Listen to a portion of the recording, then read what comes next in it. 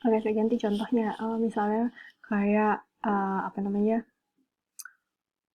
hand sanitizer. Nah, alkohol itu kita bisa hand sanitizer sebenarnya bisa dibikin. Cuman banyak alkohol itu menipis karena semua orang berbondong-bondong beli alkohol. Sementara pabrik-pabrik yang memproduksi alkohol 70%, 100% itu terbatas juga.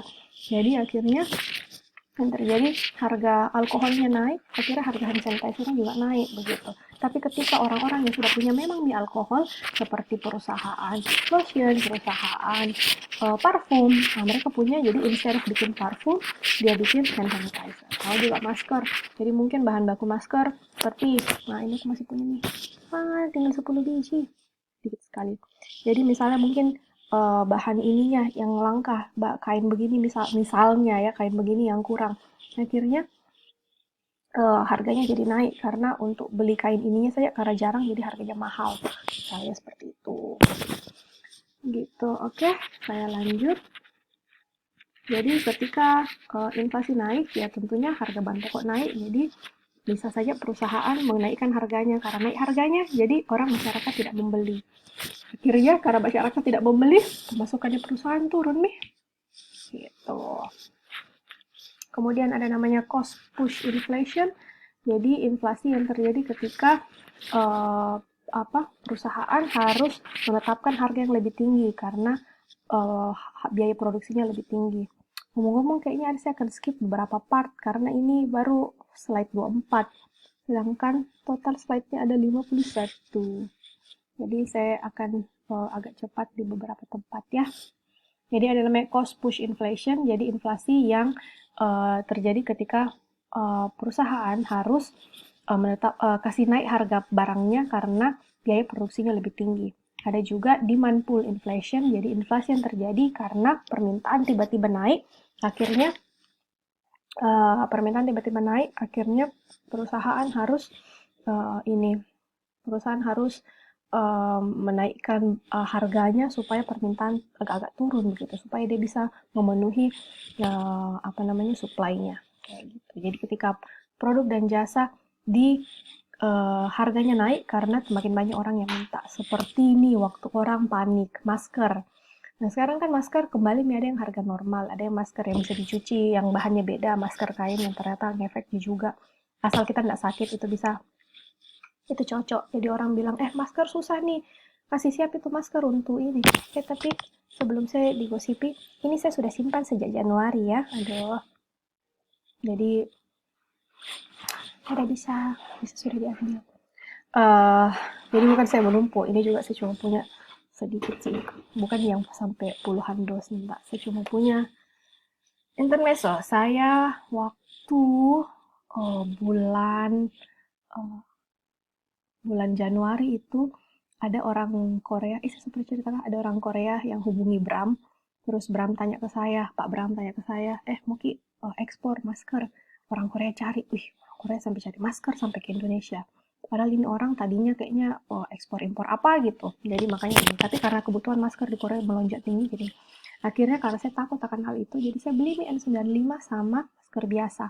Tapi FYI saya tidak tumpuk ratusan masker supaya tidak ada yang salah paham ya, saya cuma beli itu masker N95 di bulan akhir Januari atau awal Februari apa saya beli N95 itu di bulan Februari.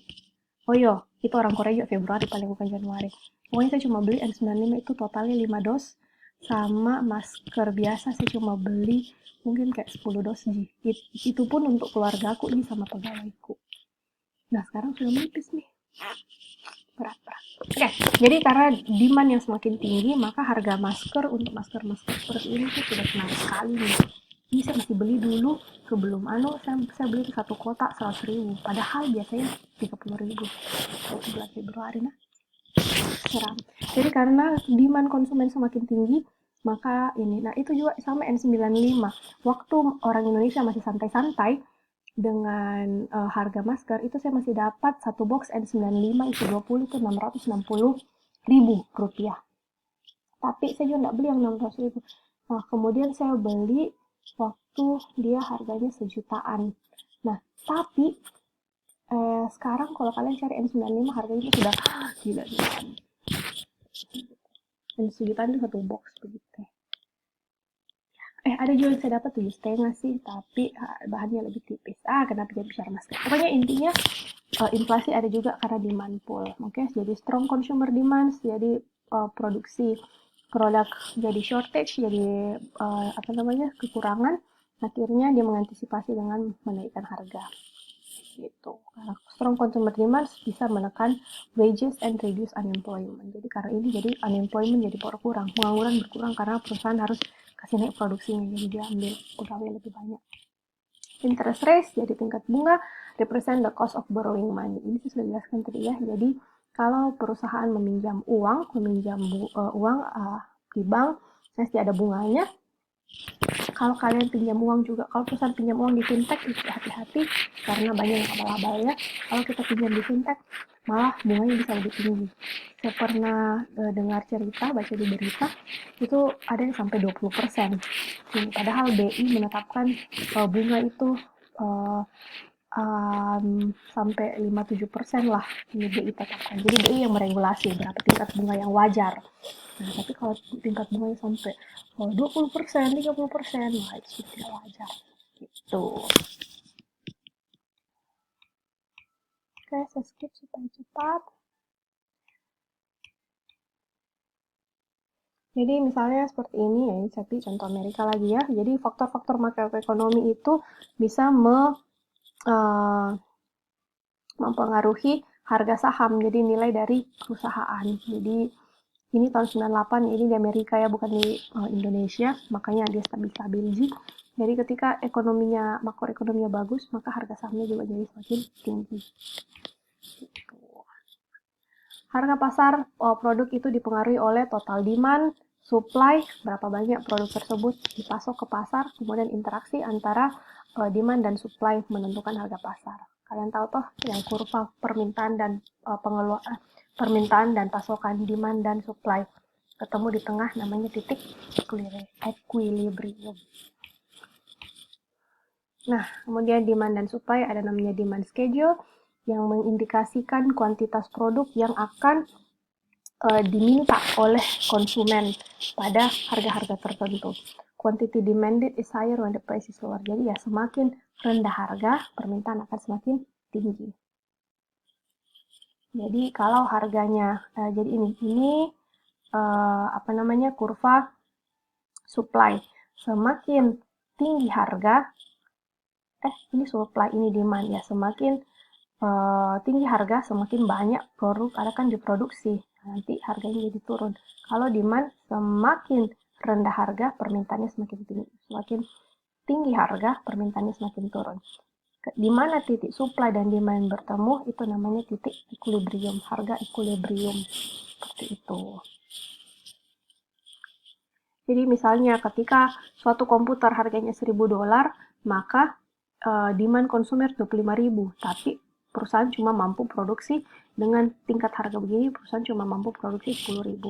Ketika harga komputer 3.000, maka permintaannya cuma 8.000, tapi perusahaan akan bikin sampai 30.000 begitu. Supply schedule mengindikasikan kuantitas produk yang akan diproduksi, yang akan dipasok oleh perusahaan, oleh pabrik pada each possible price.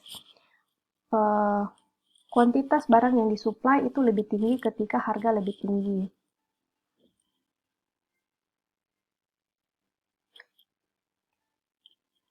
Interaksi antara supply dan demand itu menentukan harga pasar. Surplus ketika kuantitas supply perusahaan lebih dari kuantitas yang diminta. Shortage ketika supply pasar lebih sedikit dari yang diminta oleh konsumen. Equilibrium ketika jumlah kuantitas supply dan demand itu sama.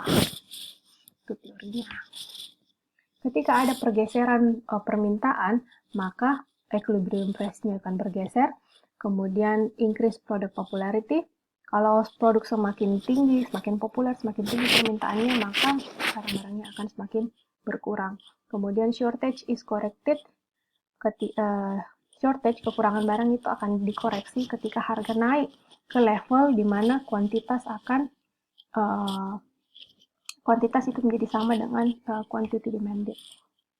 Jadi misalnya kalau barang uh, bagaimana equilibrium price affected by a change of demand. Ketika barang harganya 3.000, kuantitas ininya 18.000, tapi kuantitas demandednya 8.000 yang di ini. Quantity discounted demand 18.000. Langsung saja dengan ini biar lebih kelihatan. Jadi ini supply-nya stabil. Tadinya dia permintaannya segini, tapi tiba-tiba anggaplah kayak di Amerika, di Eropa sekarang, tisu toilet, contohnya ini tisu toilet. Jadi karena orang semua tidak mau keluar rumah, jadi mereka beli memang tisu toilet banyak-banyak. Akhirnya tiba-tiba permintaannya melonjak. Jadi yang ini tadinya orang normalnya beli tisu toilet ya pas-pas saja untuk kebutuhan sehari-hari, tapi karena mereka harus stay at home berminggu-minggu, maka demand-nya bergeser, jadi lebih banyak, bergeser kuantitasnya, kuantitas permintaannya jadi lebih banyak. Nah, akhirnya harganya juga menjadi naik. Nah, tadinya harga tisu toilet, anggaplah ya, harga tisu toilet itu di sini. Tapi karena permintaannya naik, maka harganya juga menjadi naik gitu. Jadi equilibrium price yang tadinya harga equilibriumnya adalah 2.000 untuk harga normal, akhirnya harga normalnya naik jadi 2.500.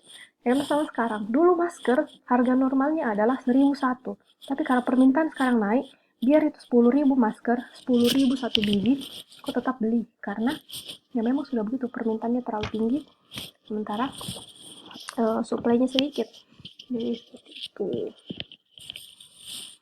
Change in supply can impact the equilibrium price of the product. Technological improvements can lead to reduced production cost. The supply schedule changes and yields a surplus which can be sold only by lowering the price.